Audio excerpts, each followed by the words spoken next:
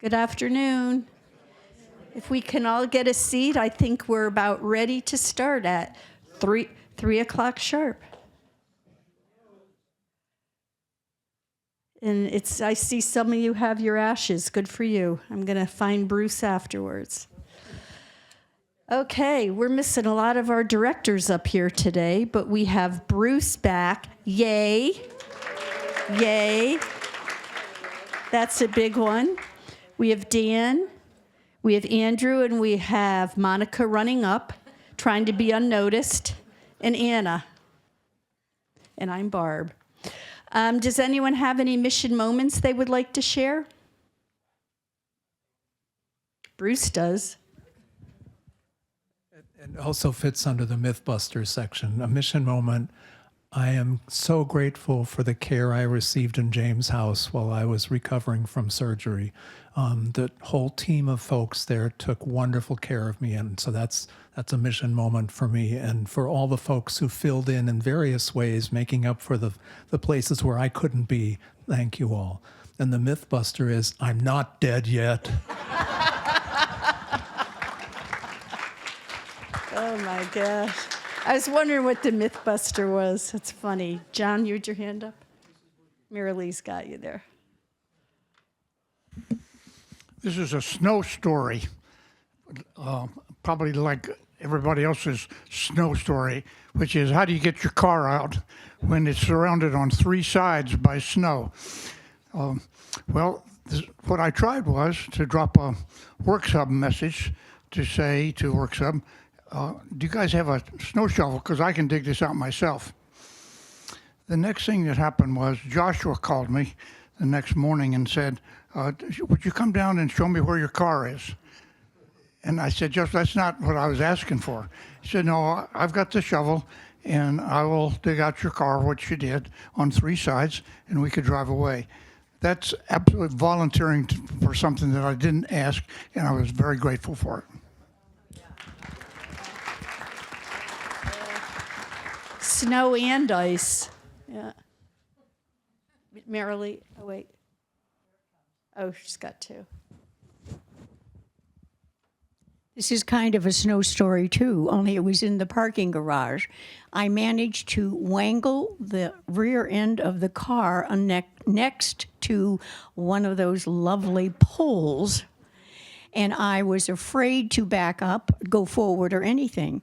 So before you know it, I went down to G1, and two very kind gentlemen, Dominique and Mohammed, came out, and they said, we're not getting in your car to move it, but we will guide you. They proceeded to guide me carefully away from the pole, and I am greatly appreciative because there's only a small dent in the right mirror.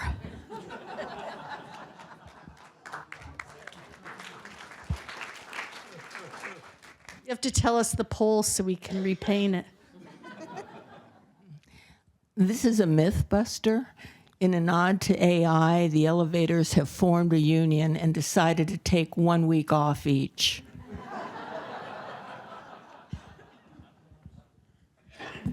Okay, anyone else? Sally? Yeah, she's got you. My daughter was, after 24 years teaching in the Harvard Divinity School, retired and got cancer and was diagnosed with cancer. And today I got a picture with her and her male nurse smiling from ear to ear, both of them, and it was her last infusion, so she's done well. Oh. Wow. That's a really good one. Okay, that it? All right, we have a full agenda. Oh, I didn't go over the agenda. That's not on there. The agenda today, excuse me. I'm going to go over, this is the last holler in the satisfaction survey, because I think this is the fourth quarter that I've gone over our progress. So this should be it. Then I'm going to be followed by Aaron, and Aaron is with Care Connections to talk about that. Judy's going to just come up and talk a little bit about resident council. Kathy Menda is here. Kathy Menda is going to go over the budgeting process to get resident input. Kim Butler is going to do some introductions. Bruce has some chapel updates. Andrew's going to go over the facility condition assessment or FCA report. And then Lindsay, I don't think she's here yet, Lindsay Hutter, is going to review our 10-year strategic plan with you. So she's at the end, so she may be coming a little later. Okay, so the holler-in, this will be relatively quick because pretty much we should be completed with everything. The first one, thank you, B, you led me right into it, is the elevators. As you know, we changed companies to DMV. It's been really smooth sailing with them, and they've been picking up the pieces that weren't done by Otis. So they're starting with all that. And we are looking for scheduling a reinspection of all our elevators in March, in next month. Humidifiers, our humidifier project is complete. We have some new humidifiers. We repaired humidifiers, so they're all functional. However, they're not part of our BAS system, which automates it. We're still working on that system.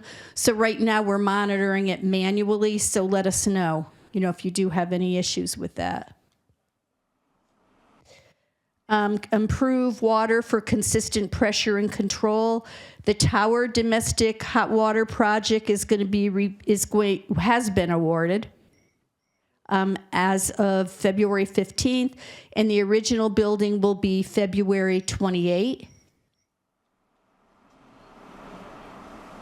In Small House, we have one resident here, I think, from the Small House. 2 residents. Okay, so I'll go through this relatively quick because the rest of them are small houses. This was more life enrichment oriented, engaging with other team members for programs. That's been completed. And if anyone wants details of this, let me know. We have copies of this. Providing resident engagement training with the care partners, getting the care partners more involved. And under measurement, Ted's done a really good job measuring the progress. And basically, after implementation, for 1 week, there were 935 total engagements for 1 week. So that's complete. And a lot of these are ongoing, of course.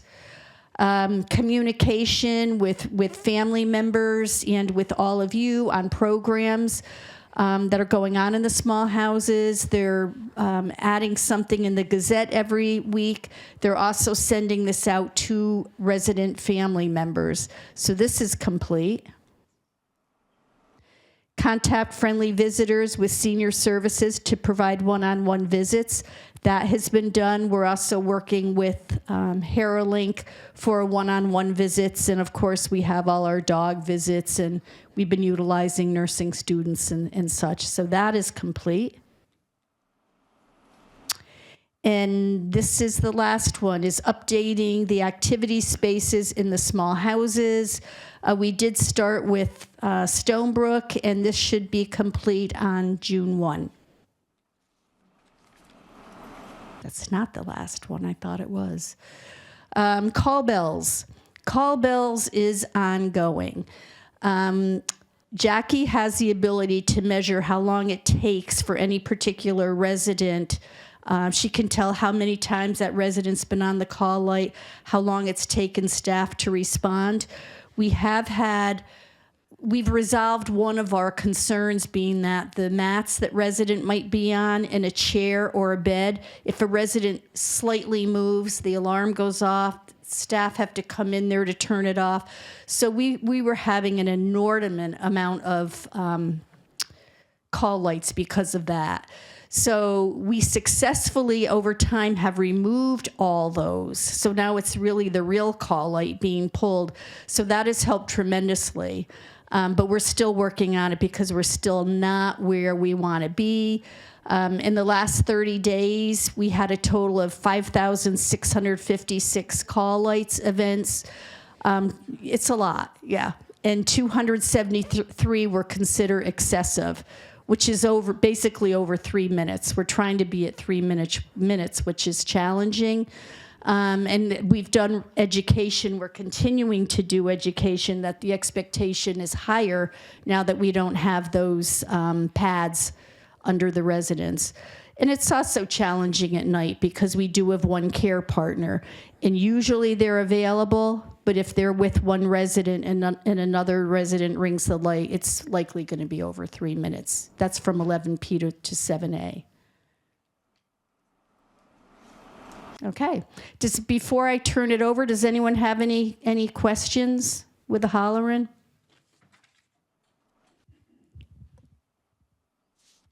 Concerning the elevators, have they checked that all the telephones work inside the elevators? Because when I got trapped, mine didn't work, and that was scary. Correct me if I'm wrong, the answer is yes, and that's also part of our inspection. Yes. Anyone else? Okay, Aaron.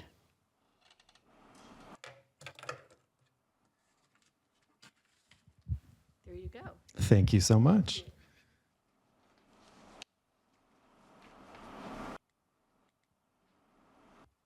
Hi, everybody. Thank you so much for having me. My name is Aaron Zidell. I am a licensed clinical social worker, and I love coming to GHA and seeing a very full town hall. It's very refreshing. I am the manager of our Care Connections program at Goodwin Living. And so every so often, I like to make some rounds and make sure everybody knows who we are, what we do, and how to access us. So some of you may be pretty familiar with Care Connections. You may have met with myself or my colleague Lauren. As a brief refresher, Care Connections is our palliative social work model here at Goodwin Living. We used to have a more traditional palliative service that was operating with nurses and nurse practitioners that was really focusing on symptom management for residents that have chronic illness. That kind of phased out a little bit organically over COVID. And so we talked to residents at all of the campuses. And what we really heard was that we're looking for advanced care planning. So less so of the actual symptom management and more conversations about what resources are available, what my chronic illness might mean for my life at Goodwin Living, and when might be the right time to start talking or thinking about hospice. And so we've been doing this program for about 3 years at this point, and that is really, I think, where we found our most value is really helping people think about what they want their end of life to look like, if that includes hospice, and how to think about and talk about hospice with yourselves, with your loved ones, and with your providers so that we know what you want out of your medical journey. Our focus is on your medical goals for care, and a palliative lens. You certainly don't have to have a goal for hospice. A lot of people that we work with are still in active treatment, are still looking for restorative treatment, whether that's through therapy, chemotherapy, medical intervention. That is totally fine. We understand that someone with a chronic illness, you may want to address those things in that way now. We like to ask the question, how might you know that at some point your goals might be changing, that your therapy is maybe not working in the way that you want it to, or it's available to you and you're just not really able to participate or want to participate in that way anymore? Those are kinds of the alerts to us to say, call us. Let's talk about these things. Let's regroup and say, if our medical goals are changing, let's make sure that that's documented in a way that's reflective so that the team that you're working with knows what those goals are. And if there's a resource that aligns with the goal that you have at that current moment, let's make sure you understand what those options are. Again, in terms of therapy, you might be talking about outpatient therapy versus home health therapy. If we're talking about end-of-life services, comfort measures, that may be a palliative assessment or a hospice assessment to see if you're eligible for that. We just really want to know what's important to you and make that known to the people that work with you. And the best thing I get to tell you is that this is a free service for all Goodwin Living residents on all levels of care. There is no charge for this. With one small caveat, we have the ability to bill your insurance through home health for this type of visit. However, you do not need to be on home health to receive a Care Connections visit. A little bit of some updates. As I said, we've been doing this program for about 3 years. Our goals remain the same in terms of medical documentation. We want to make sure people understand what their code status is, whether they are do not resuscitate or full code, what that actually means in practice. How do we document that for you in your apartment? How do we document that electronically for the Goodwin Living staff that works with you? All of that remains the same. We can meet with anybody about their medical goals and documentation at any time. One of the other things that's been a real organizational push is to increase our support for people when they're in the hospital. It's really important to Goodwin Living and Rob specifically that you feel supported when you're in the hospital. We can control a lot of things when you're at our Goodwin Living campuses. However, the hospital is kind of a different system, right? Once you're admitted to the hospital, there may be some things that feel not necessarily in your control, or you might not understand exactly how all of those systems operate. Our team has been tasked with seeing everyone from the Goodwin Living campuses that go to the 3 local hospitals that our residents go to the most. That's Virginia Hospital Center, Inova Alexandria, and Inova Fairfax. So if you find yourself admitted at one of those hospitals, there's a high likelihood that myself or my colleague Lauren is probably going to come knocking on your door to see how you're doing and see if you have any questions about the process, not only while you're in the hospital, but what it might look like after you leave the hospital. We have experience in all the levels of care. We understand what skilled therapy looks like on the healthcare center. We understand what long-term care looks like on the healthcare center, assisted living, independent living, and all the resources associated with that. So in a kind of an uncertain time in the hospital where you may be not entirely sure what the next steps look like, we can at least make sure you have the information that you need and the communication contacts that you might need as well. Some people don't know that when you're in the hospital, we have an admissions coordinator at each campus that keeps track of what's going on in the hospital with you. They are communicating directly with your case manager in the hospital to see how you're doing. They're coordinating your discharge planning. They do a great job of communicating between each other. Sometimes on the hospital end, we don't do as great a job in informing the patient what that process looks like. So that is really kind of our task, and our goal for visiting in the hospital is not only emotional support, but to really help you feel a little bit more oriented in the hospital process and the discharge process. I mentioned hospice as well. It's not everybody's favorite topic to talk about, and I fully understand that. However, we have found that having the conversations earlier, even if you're not interested in hospice, or if we know that you're not currently eligible for hospice, sometimes kind of demystifying what that service actually is, what it looks like on every different level of care, what's included with hospice, what's not included with hospice. Sometimes just having that information ahead of time can be really helpful when you're thinking about your life as it continues to go on, potentially as your chronic illness progresses. We found a lot of value in having those conversations early. Some of the things that we can do besides just explaining the benefit of hospice is if someone's kind of on the fence or they're not really sure, the admission criteria for hospice changes every single year. Medicare comes out with new guidelines on what makes you eligible or not eligible. And we are staying up to date on that and working really closely with the admissions team to understand what that means in practicality. What we can always do, and this doesn't cost anything and it doesn't automatically sign you up for hospice, we can work with the admissions team to say, hey, we've had a goals of care conversation with this resident. This is their diagnosis. They don't really know if they're eligible for hospice right now, but they're curious to find out. Can you do a chart review? If you're able to determine the eligibility just from their medical records alone, let me know. I'll communicate that to them and we'll kind of see where we go from there. Like I said, it does not automatically sign you up, but having the information is never a bad thing.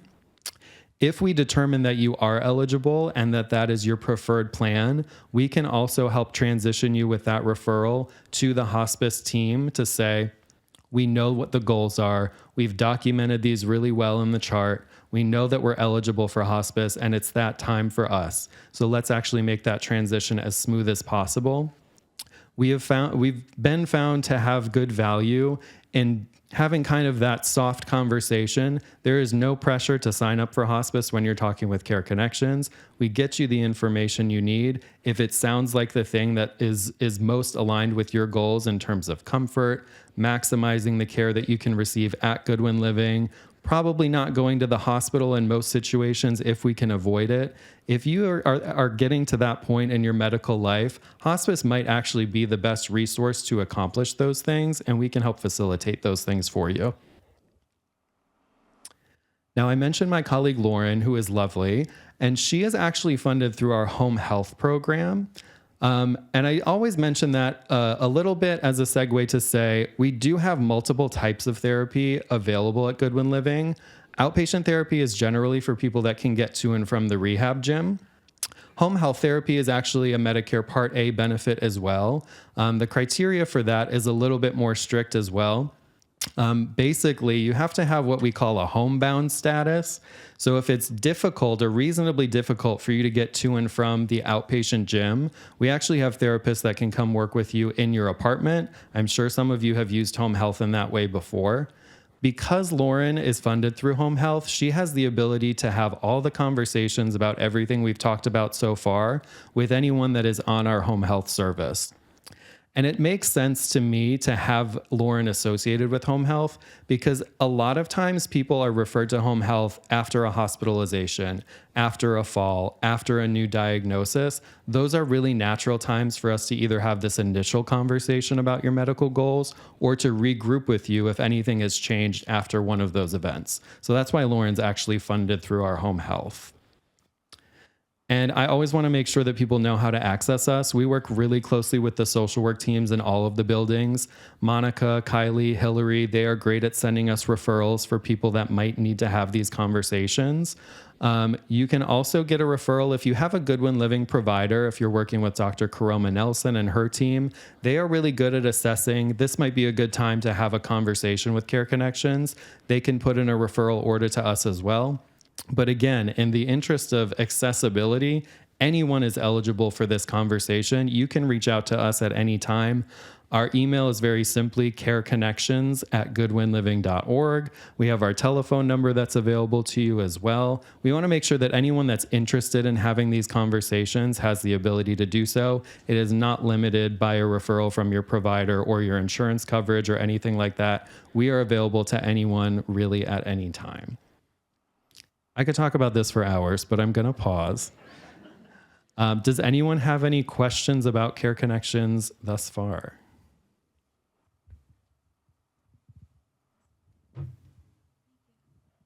Where are you located in our buildings? Is a trick question. We're located everywhere. We don't have any dedicated office space because we travel between the hospitals and all of the campus locations. We also see some people out in the community through our home health. We will come to you. We are happy to come to your apartment and meet with you there if that's your preference. We're also happy to book a room in whatever campus you're at, whatever is most comfortable to you. No dedicated office space though. 6 years ago, we had hospice care, Goodwood House hospice care at home, in our home. It could not have been better. Great. Thank you for that. Yes, a lot of people too, some of our organizational goals really center around, in general, connecting people to the resources that make the most sense for them. Within that goal, we want to make sure that if the goal is comfort for your medical care, we want to make sure that people are admitting to our hospice service and utilizing that hospice service for as long as possible. There's a lot of red tape around eligibility criteria and reassessment and determining that you're still having a decline. Let us take care of all of that. If your goal is comfort and you want to talk about that and potentially explore hospice, we can do that and we will take care of all the rest of that. It can be provided at any level of care. It can be provided out in the community. We can do this for you if that's your goal, and we would love to talk to you about that.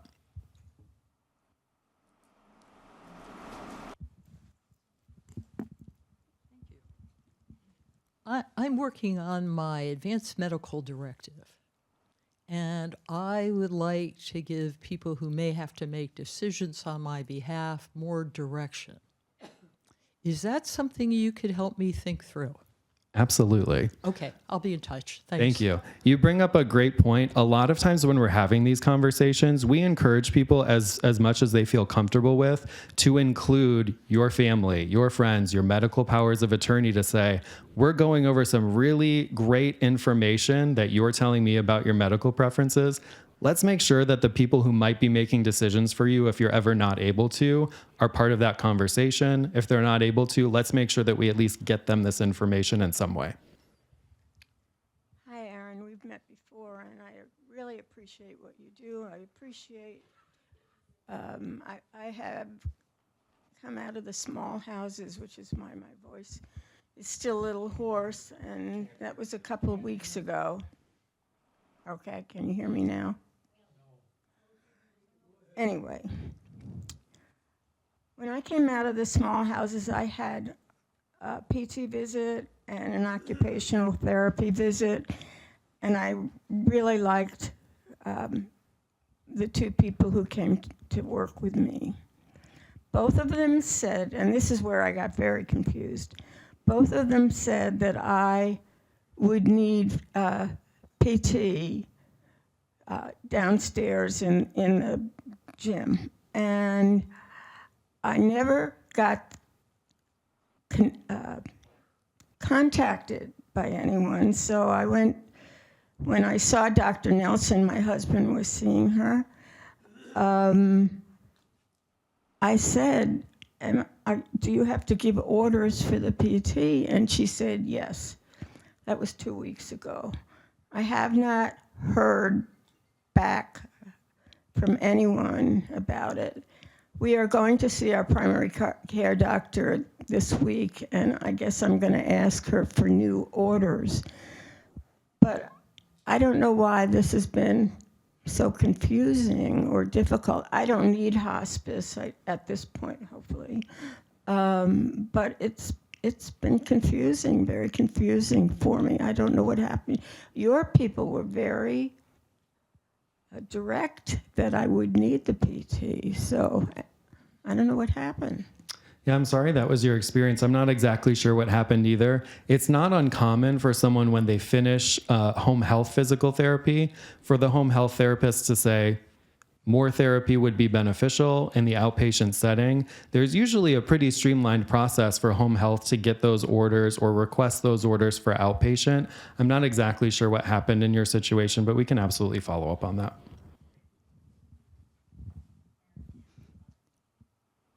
I'm just wondering whether you have any information that you gave here today on paper or online. I do. I have an electronic copy of kind of our general program overview and also some of the resources. Not everyone's familiar with the POLST form, which we actually use a lot. So I can make sure that that gets distributed maybe to Barb or somebody to make sure that that's available to you all on the website.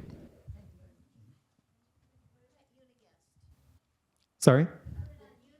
Sure. Yes, absolutely. Any other questions? Yes, sir. What is the POLST form? The POLST form is a medical order form. It stands for Physician's Orders for Life-Sustaining Treatment. If you're familiar with the Do Not Resuscitate form, that is the first section of the POLST form, but it actually extrapolates into a lot more comprehensive things about your medical life. It talks about your preferences on hospitalizations, hospice, feeding tubes, your general level of medical intervention. Some people are looking for absolutely everything. I'll go to the ER, I'll go to the ICU.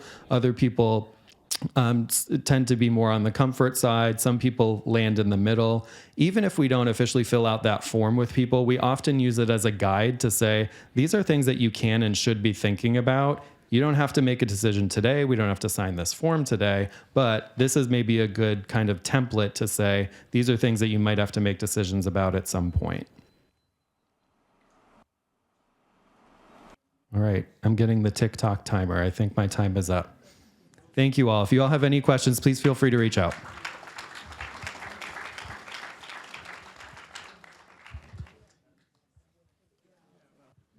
Good afternoon. Anita Lancaster is chair of our design committee, but she was not able to be with us today.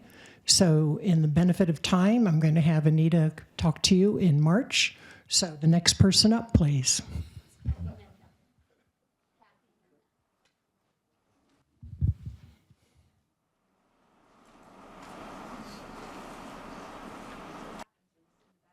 That's right. Thank you. I'm only going to take a few minutes. For those of you who don't know me, Kathy Menda, I'm a member of the Finance Committee. And if you've been working on taxes and are tired of thinking about finances, don't worry, this will be very short and there are no numbers. So,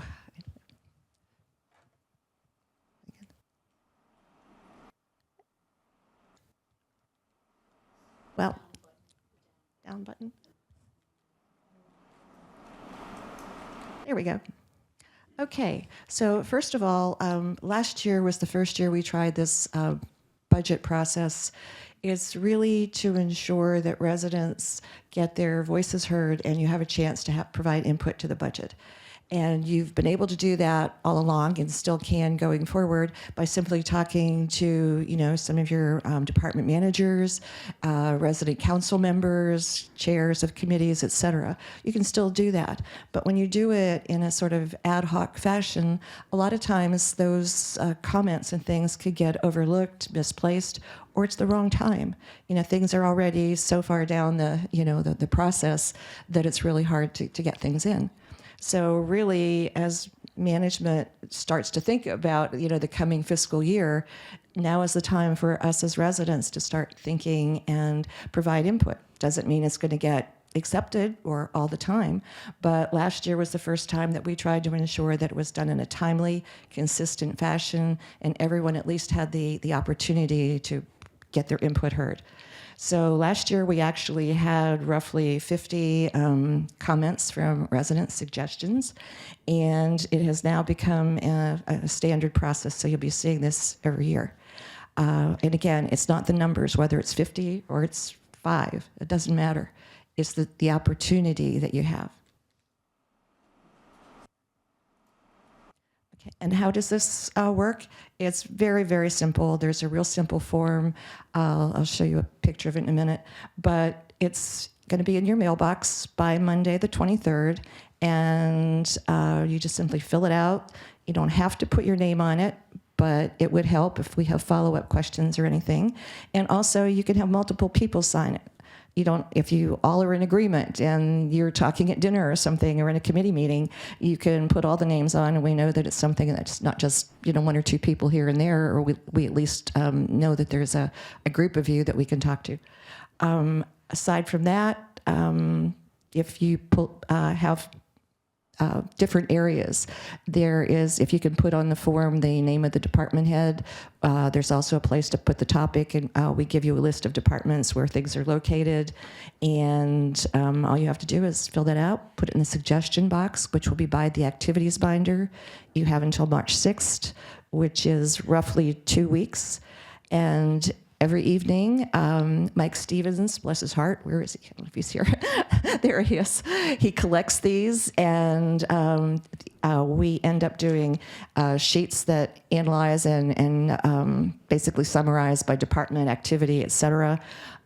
We hand each committee their particular topics so they can discuss them, and they're incorporated into the budget process. They can work with those topics, suggestions for their areas. We give to senior management all of the topics, and we can email them. We have them in hard copy. We scan them in. But Mike has been the one doing the bulk of the analysis, and certainly the collection, so I appreciate that. Doesn't like my fingers. So you can still email or whatever you like, talking to anyone. If you have a comment, you could, scan the form in, email it to me. If you want an email to hard copy, I can give you that. There will also be some extra forms in the cubes by the printer, or the printing room, so we'll have some there. And so basically, this is really just to give you an opportunity. Questions? All right, yes. The printer room, It's the Residence Business Center. The printing room to me. Questions? Okay, it's very simple, and I hope you take advantage of it. Thank you. Next.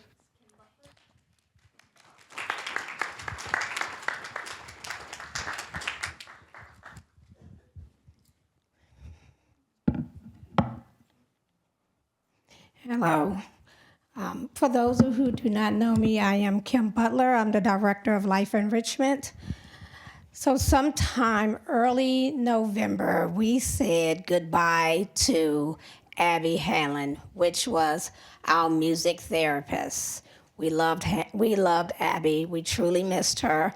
But we sent her on with a party because Goodwin Living, we like to celebrate when our team members grow and when they seek opportunities for growth in their profession. Even though it was sad to see her go, she was a diamond. But it did not take me long to find another diamond. We were without a music therapist for just a short time.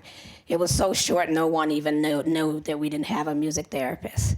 But we did find another one, and her name is Sabrina Hartsfield. Say welcome to her all together. Sabrina right now, she's been here for a little over 30 days. She's been really focusing in the small house and assisted living. But she definitely picked up from where Abby left off. She's doing everything that Abby was doing. She's doing her one-on-ones, her groups. She's doing a phenomenal job.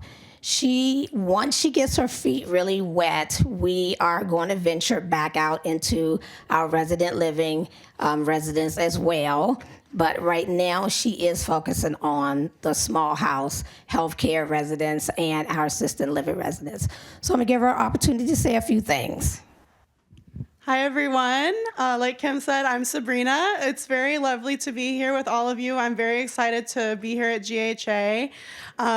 Like she said, I've been focusing on the small houses and assisted living, getting our opportunities for musical engagement. If you're wondering a little bit about what music therapy is, it's basically a type of therapy where we use the modality of music to reach goals that are outside of music. So basically, they could be anything from cognitive goals, physical, spiritual, emotional, social goals. So basically, each person has their own music that they prefer, and that's the type of music that we use to help them along on their therapeutic journey. So I'm very excited to be here. Everyone's been so friendly and so welcoming. So yeah. Thank you. And now, second, just like Kathy mentioned, with the help of the healthcare committee and other residents, they put in a proposal. We had only one activity professional over in the small house trying to do therapy and activities to 90 residents, which is very difficult to do. And we needed help over there. So with the help of the residents and the committee, they put in a proposal to get help for activities over in the small house. And that proposal was accepted. It went through to be budgeted under the healthcare department, but she is part of the life enrichment department. You all know her. You saw her at the reception desk. So yeah, we stole her. Hey, I'm like, at dining used to always say that they take, well, we got someone, and this is Domay. Domay is our healthcare activity assistant for small house and assisted living. Hi everyone. You might know me as Domenica, but now I go by Dome because that's how my family calls me, and you guys are my family, so you can call me Dome. And I'll be helping with activities and assisted living and small houses, helping Ted and Lauren to make their work easier, and I'll be starting to do my own activities over March. So hopefully a lot of residents join my activities and enjoy them. Yes. Thank you.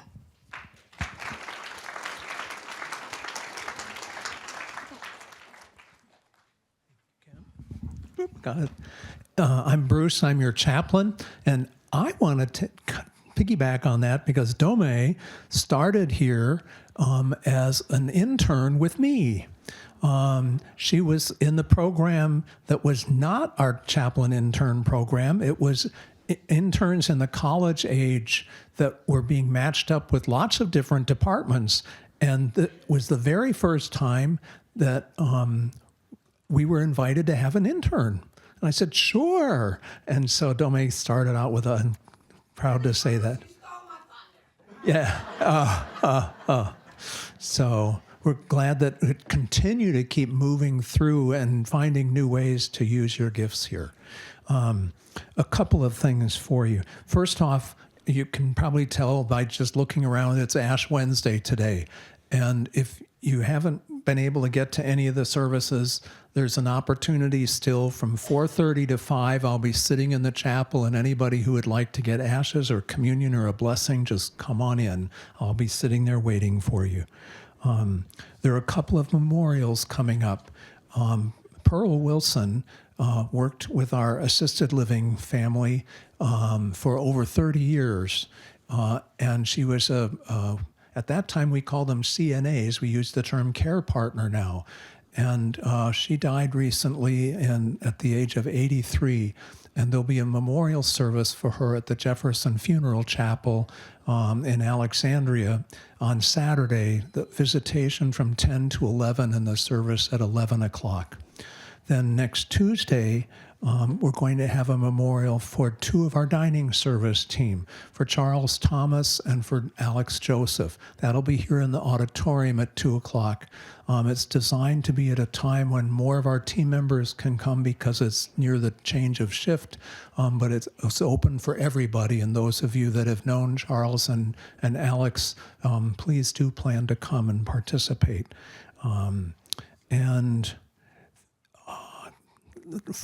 Right after that, on next Tuesday, we begin our Lenten series that our Memorial Chapel Outreach Committee has put together. And this year it's called Caring for Our Neighbors in Need. And you will receive one of these brochures in your box over the weekend that tells you all about the speakers and the days of the program. It's generally Tuesday at 4 o'clock here in the auditorium, except for the week when it's St. Patrick's Day, because that falls on a Tuesday. So we'll be on Monday that week. But otherwise, it's 4 o'clock here in the auditorium. And there's bound to be something else that I was going to say. That was just it. That's okay.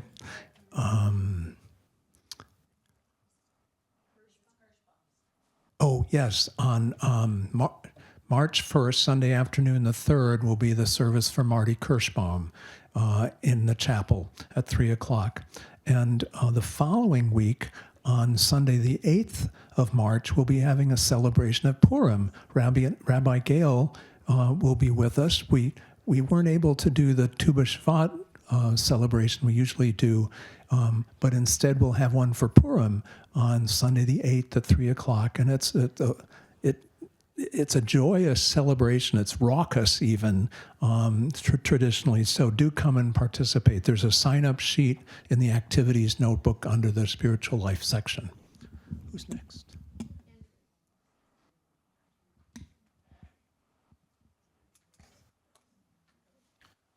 Thank you, Bruce. Good afternoon. Oh, let me try that again. Good afternoon. All right. In spite of the cold and the congestion, I'm hoping that I could be brief and straight to the point here. My name is Andrew Bob Pabite. I have the opportunity to bring you some updates with facilities. There's a lot going on. We knew we're coming into fiscal 26 with a lot of busy schedule, let me put it that way, and we have hit the ground running.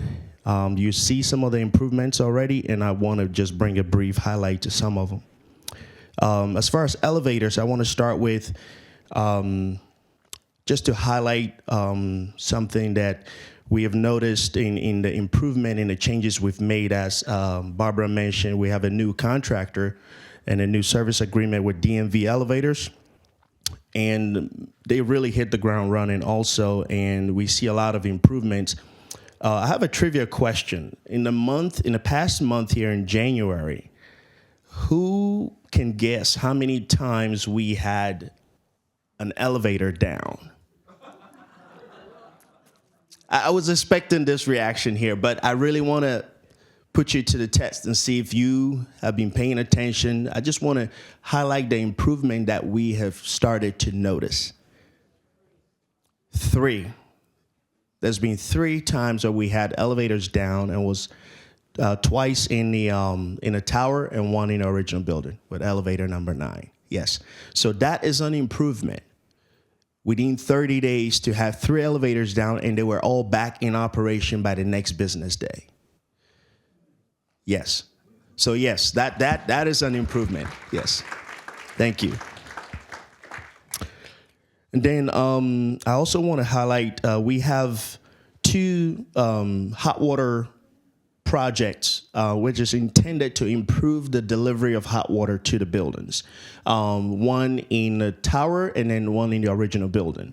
We had a meeting last Wednesday, last week, and we're going to be finalizing the awarding of the project. We know who we want to select. We just want to confirm a few projects they did at the GHBC before we finally award the project to this contractor. So that's coming away. And we are still in the pipe review for the original building. There's been so many renovations there. We want to make sure we get our outlines and layouts for the piping exactly the way it's installed now, so that when we do install the new system, it will be a seamless transition between the existing infrastructure and the new one. Also, just a quick update. You notice the front entrance revolving door is out. We're under the impression we're going to get the parts in this week. We got an update, also some delays on our part, so it's going to be next week, unfortunately, until we can have the contractor back to replace both dual motor system that actually keeps the door working. And we will improve the contract that we have with Assa Abloy, so in the future we don't run into such a delay. Yes, no, Assa Abloy is really a good contractor. It was the kind of contract we had in place now, which didn't cover those type of parts. So we're going to be changing that a little bit. We also improving our inventory system here. We have had several meetings with Works Hub, and we also have HD Supply and Granger. We have multiple meetings with them to try and improve our inventory and our back stock. In other words, when it comes to your appliances and things that fail, we want to make sure we have enough inventory to quickly make those replacements. And also when the team members come in and you have like broken toilets and things like that, we want to make sure we have those parts readily available. So that system, we are still working on that, and we hope to have a better update on where we are with that next month. We also working on just looking at our internal team. We have great a working team here, and Amadou and myself as leaders, we're trying to encourage these guys here, the team members, and evaluate each one of them on their skill sets and see how we can better improve their professional skill-based training, and also bring them up to speed on some of these new systems that we are installing and the upgrades we are making to help them to be better equipped to handle these emergencies when they come. Another thing we are also working on, just to bring you an update on, is we are tracking our utility interruptions. In other words, anytime we say, hey, there's going to be a shutdown here or a shutdown there, we're trying to put in place a system that actually tracks that, so I can bring you these updates on all the improvements that we are making in this fiscal year, whether we are actually hitting the target by improving these downtimes. Just like we had the elevator trivia question, I also wanted to ask one about your HVAC as far as your chillers and your heating systems. We've also seen a tremendous improvement, even though we haven't replaced any chillers. These are existing equipment, but we've implemented a preventive maintenance contract, which started I think last quarter. So what this preventive maintenance is allowing us to partner with these contractors and manufacturers to put in place a proactive maintenance to be able to, prevent some of these, failures from happening in a way that's gonna, affect our downtime.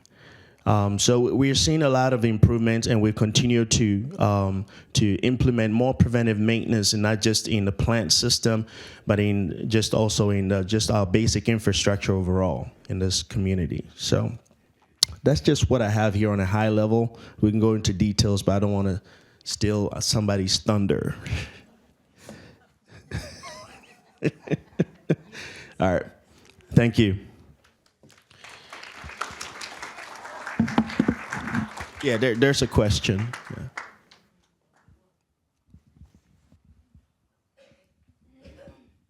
So this is not going to be an easy question to answer. I've asked Amadou about this for a long time. I've talked to Barbara about this several times. I've mentioned this to you several times. About a year ago, we suddenly had appearing in the several of the trash rooms in the tower, a box that's plugged into the wall that's called the Protect System 2000. It's on the second floor. There's one in that trash room, one on the 6th floor, one on the 9th floor, one on the 12th floor, and one on the 15th floor. Nobody here in Goodwin House admits to have ordered them put in place, paid for them to put in place, seen them being put in place, knows why they're there, wonders what happens really if we pull the plugs on all of them, except it's sort of just, that's kind of interesting. Nobody has really addressed that issue. I don't know why they're there. Nobody seems to know why they're there. And I don't think anybody cares, but I do. And I would like somebody to figure that out, and I would like somebody assigned to do it. Can you get that to happen? Absolutely. And since you brought it up to my attention, I have done some research, and I got back to you with some of the feedback that I got by talking to IT and also a few supply chain. I have not concluded on that research yet, but it's still ongoing. I know partially that it's related to a storm protection system with respect to lightning strikes and things like that. That's how far I've gotten to, and I think I made that clear to you when I did learn about that. I know someone must have put that in, so I'm not stopping until I get answers, and I'll be glad to share that with you when I do.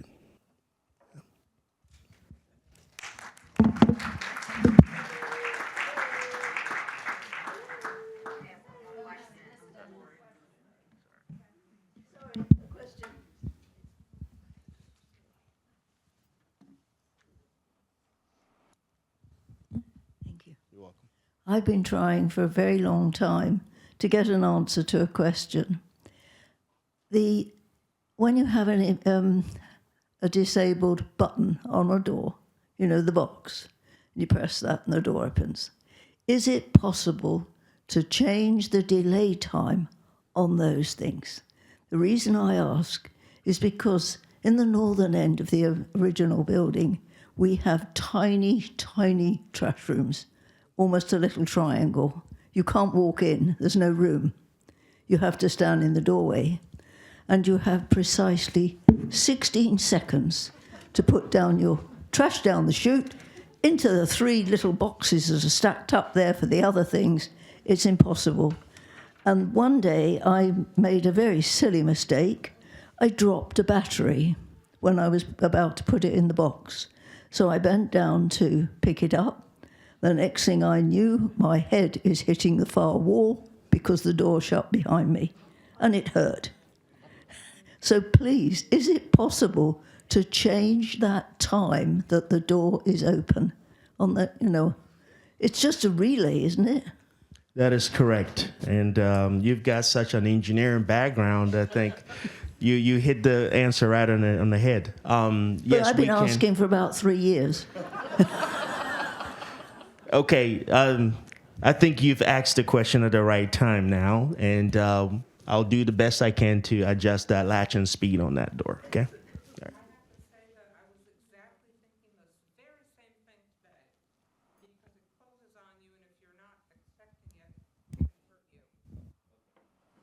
Yeah, it's a very short time period. The room is very small, so you really can't stand in a safe place, and then it closes on you. Okay. Thanks for mentioning that. Okay, I've made a note of it. I'll make sure I adjust that for you. Not just in that, we'll check all the trash rooms. You're welcome.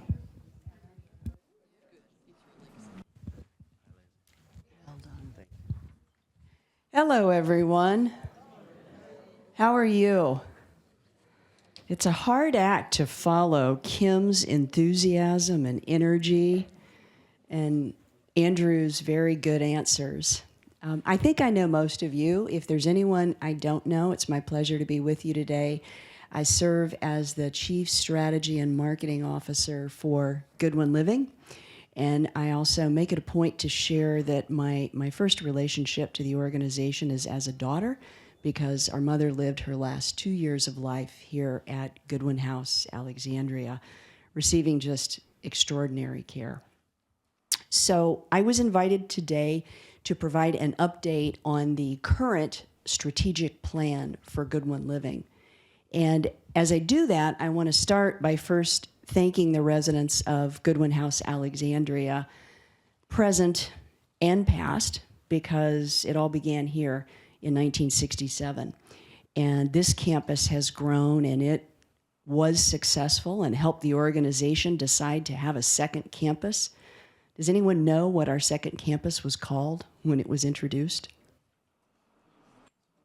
That's correct, because this was Goodwin House, and they had to figure out, well, how do we do Goodwin House? So geography was the branding strategy, and thanks to what this community did, we were able to give birth to Goodwin House Bailey's Crossroads. And wow, that story of giving and growing just continues. And you've not only benefited many other older adults and team members who've been able to have wonderful employment through Goodwin Living, you've benefited yourself with that investment, because it was in 2014 that the organization said, we really need to invest in a new nursing model. And voila, in 2017, we'll be celebrating an anniversary in May, the healthcare center opened. It remains the largest small house concept in the Mid-Atlantic. And so your generosity of lean forward, let's grow the mission, has also come back to pay dividends to Goodwin House Alexandria, and that's certainly one of them.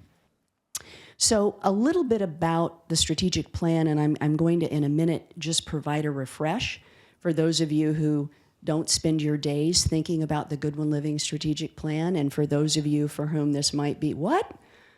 Is there anyone out there who doesn't think about it all the time? And for those of you for whom it might be new. So I'm going to give a little history. The first thing that I do want to share is that the strategic plan is an instrument of the Board of Trustees. And the highest governing stewards for the Goodwin Living mission and all its assets are the Board of Trustees. And those board members are volunteer service, wonderful individuals, and they are the ultimate stewards of the mission.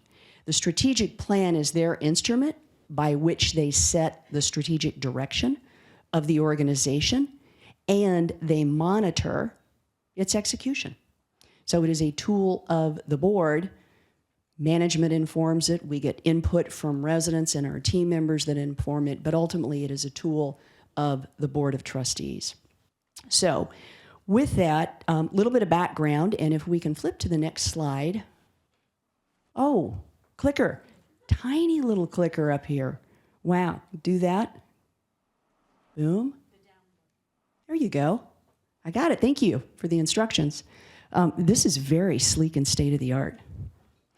So, a little bit about the current strategic plan. It was adopted in 2018. There was a 6-trustee task force that developed this. They spent about 2.5, 3 days a month, and these were people who, many of whom were employed, studying our field, understanding our organization. Okay, is this a little better? All right, thank you for that coaching. So that task force, which included a Goodwin House Bailey's Crossroads resident, recommended the board the strategic plan. It was adopted in September of 2018. And that's when it set sail. And at that time, the board said, we're going to give this a 10-year lifespan.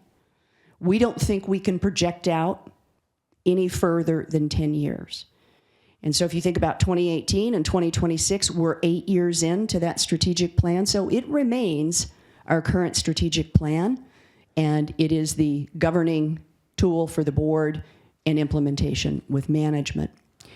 When the board adopted it, there were 7 initiatives, and they're on the screen here, color-coded, and they were adopted in the order in which they are on the screen. And so the first one was excellence in all we do. And that was the board's commitment to say, before we do anything else, before we undertake anything that's new, we must always maintain excellence in what we do currently. The second initiative, and I've had some residents come and take umbrage with the term product diversity, and I'll explain that. The term in the industry for housing or a healthcare service line like home health or hospice is a product or a service. So that was the term the board adopted. And I'm being authentic to their language by presenting it. Think of that as community diversity or service line diversity. Now you have to go back to 2018. And in 2018, we had 2 communities.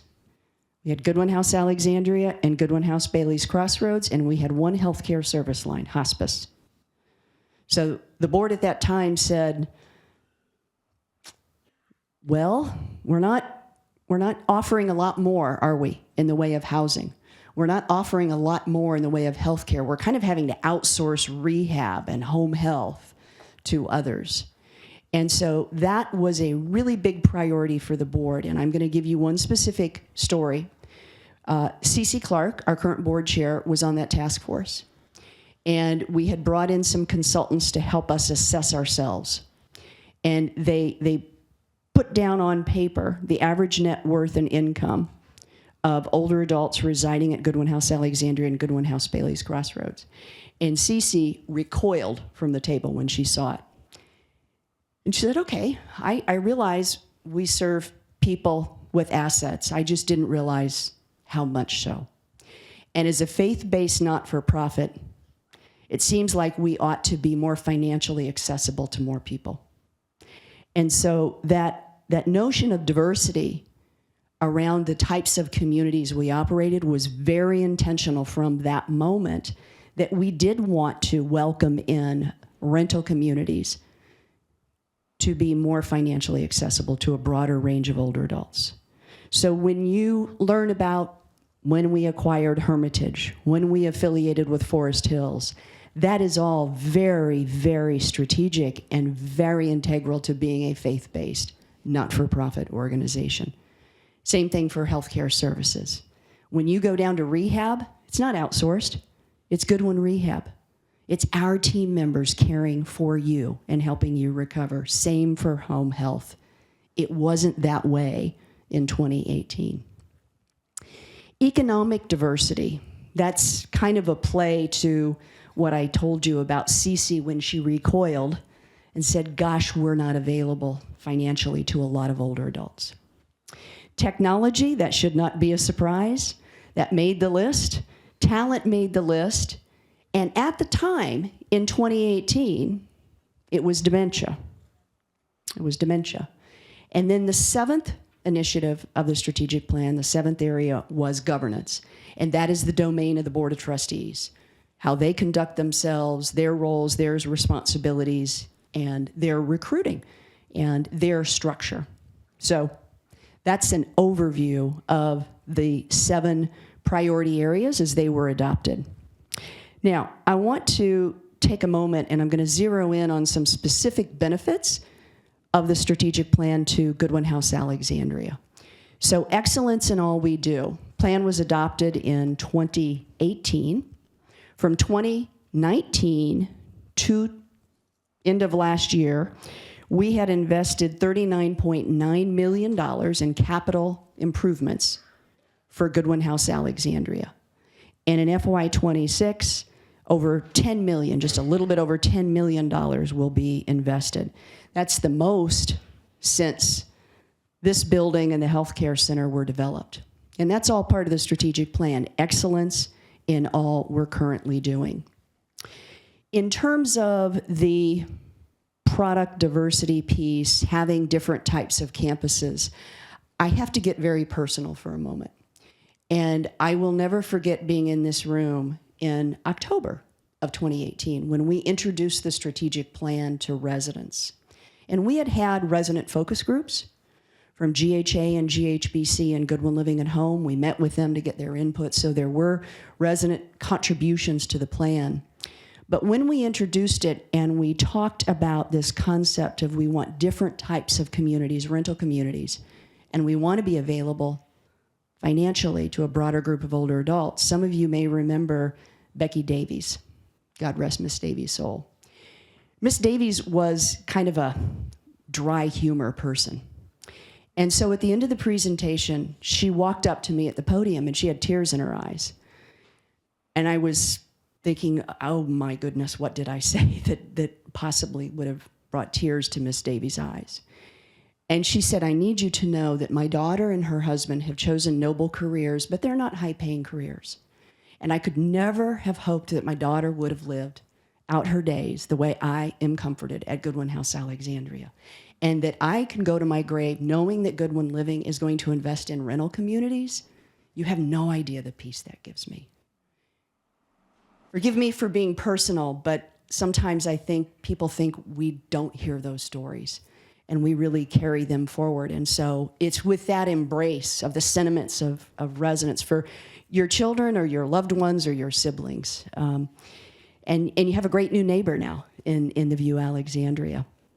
I mentioned with product diversity that we have these health services that have come in. Home health, we acquired a home health agency in 2022, and then we were able to bring rehab in because we then had that talent expertise. And so you start to see how we've been able to expand these services. We integrate, by the way, some of these initiative areas. So technology and that service line diversity.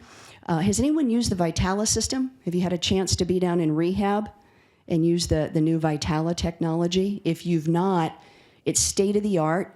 We were the first senior living rehab organization in the National Capital Region to introduce Vitala. So think of your watch, your devices helping you with your rehab and your exercises.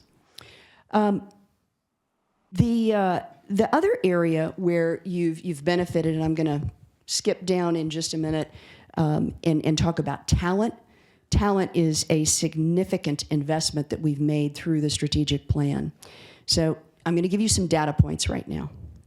So for FY 2025, our full-time and part-time team member turnover rate. Does anyone want to take a guess what that was? It's among the lowest in the country. Lower? Well, that's really good. 18%. 18%. And right now, year to date, we are at 6.3%. So that's remarkable in the field. The overall engagement score for team members, and this is GHA specific, we do an annual team member confidential survey engagement score. Right now for GHA, the last survey, which was done in December, it's 86%, and that's 5% better than last year. In fiscal year 2025, we had 42 team members who were promoted. So far in fiscal year 26, We have 6 team members from here who've been promoted.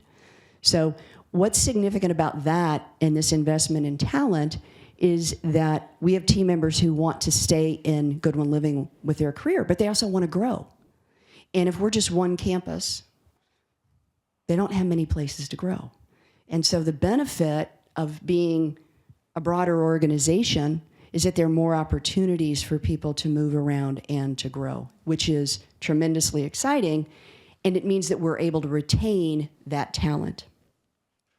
So I want to take a minute, and I'm going to ask myself, since I have the clicker, to advance this.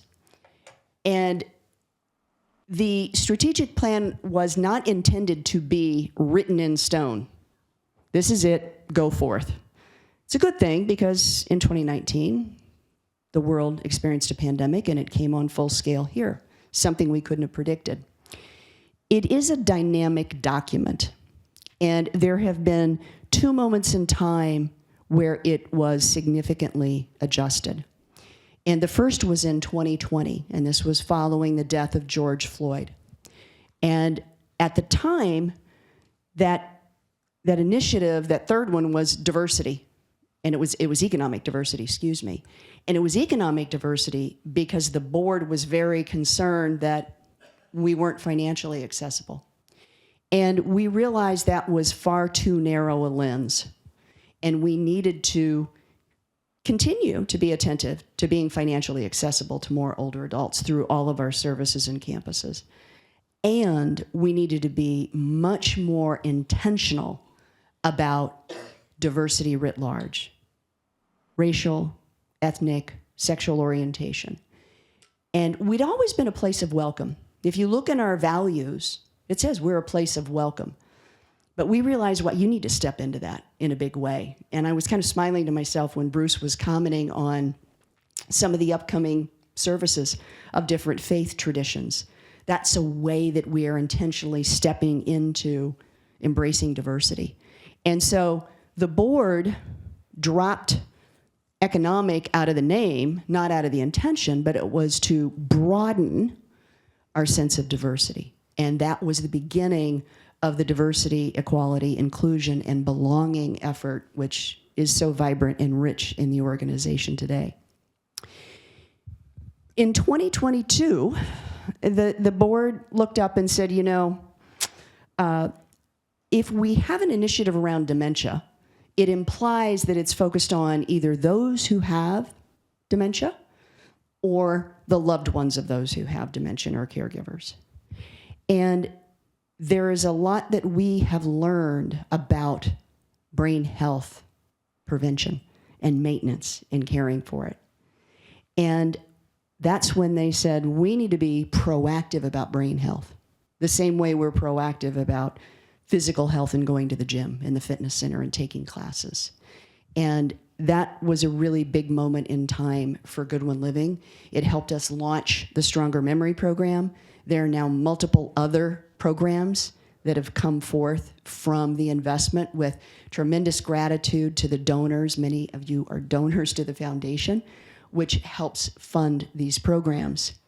So this is to illustrate that it's a dynamic strategic plan.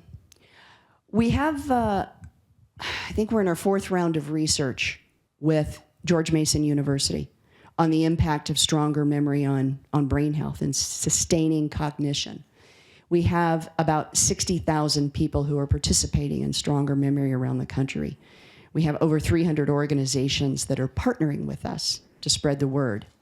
Now, you might pause for a minute and say, that's good. That's good. What's it doing for Goodwin House Alexandria or Goodwin House Bailey's Crossroads or any other parts of the organization? If you're looking, roll back your clock.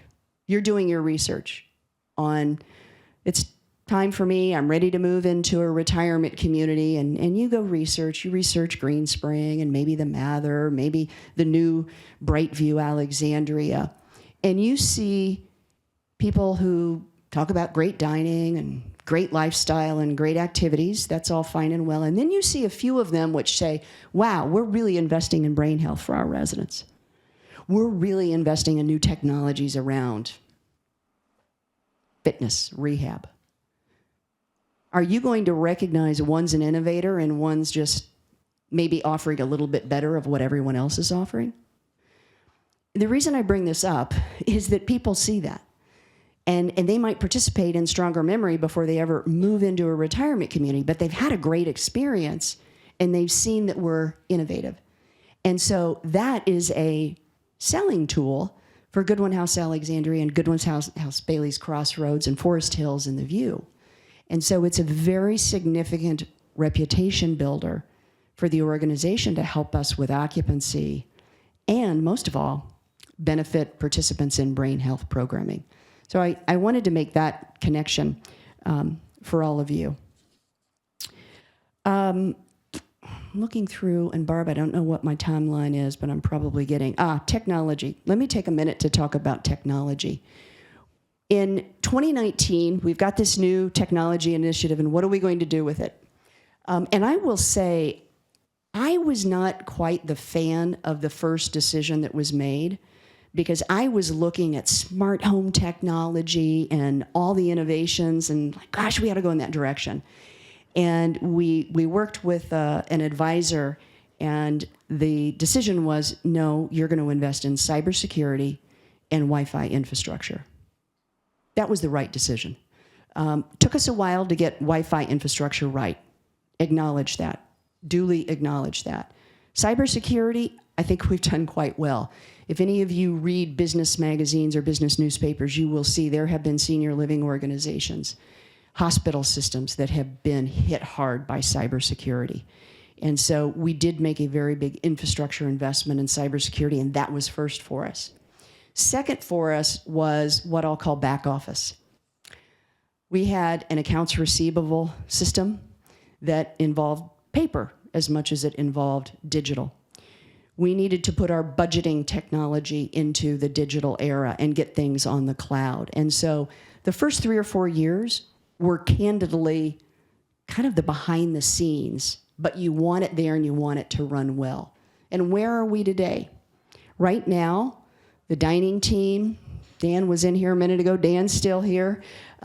Any member of the organization, any member of management can pull up where they are in their revenues, if they collect revenues, or their expenses, where they are in overtime, so they can immediately respond to places where they need to make adjustments.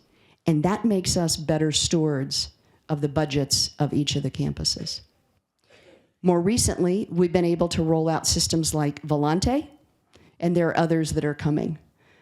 I did want to share that technology was more about infrastructure that we had candidly fallen behind on in terms of the back of the house infrastructure.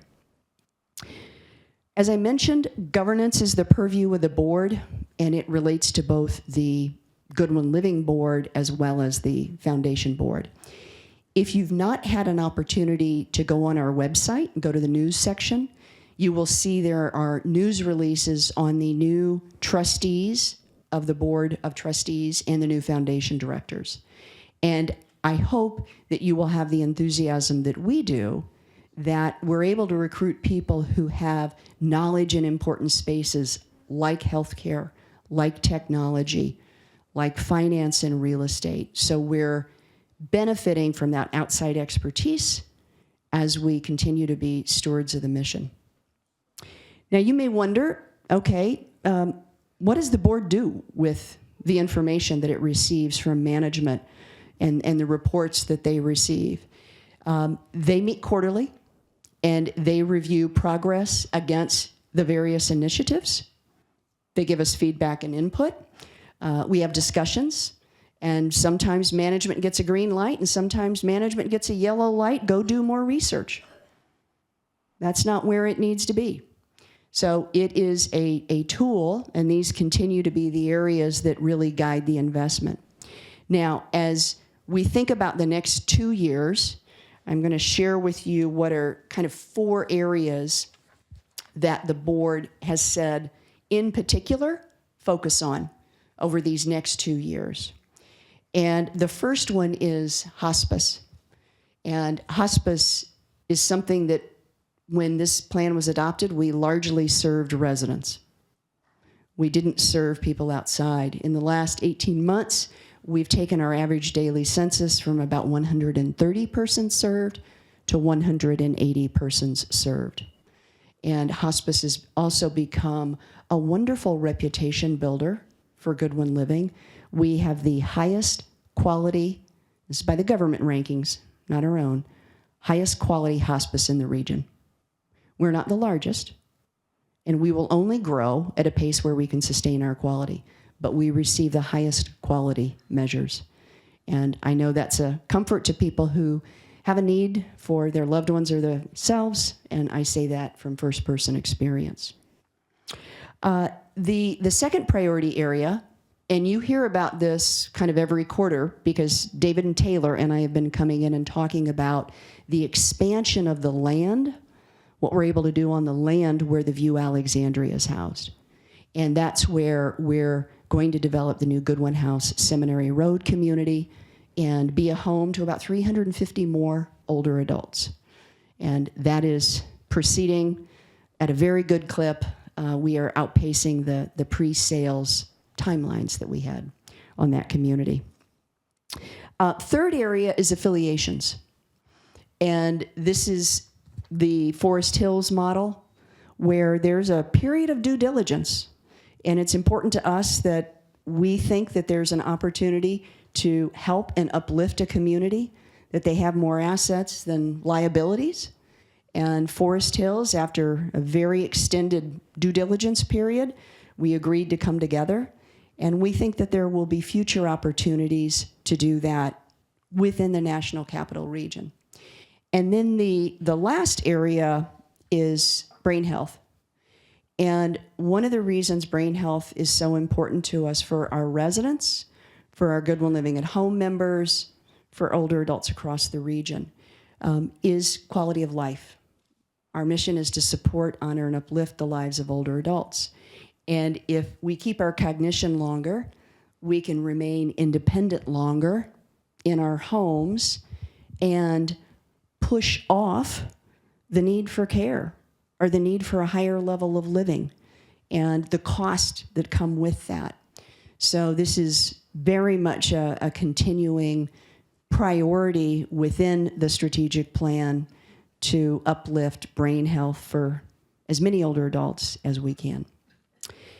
There have been questions about the new or the next strategic plan. So we're 2 years out from what would be the 10-year timeline that the board gave this strategic plan. And the current board is, tiptoe, put your foot in the beginning of the swimming pool in terms of their thinking about how they want to approach developing the next strategic plan. So at the very beginning stages of that. I am glad to field any questions, any comments, any input or feedback.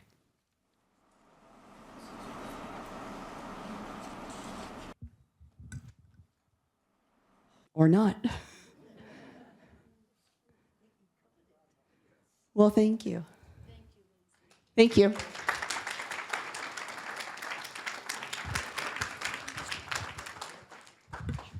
Thank you all for coming. We're sorry we ran a little late. A number of us were long-winded throughout, so sorry we didn't have enough time for you, Lindsay. But thank you for coming, and happy Ash Wednesday, and please go enjoy your dinner and your happy hours and each other. Thank you.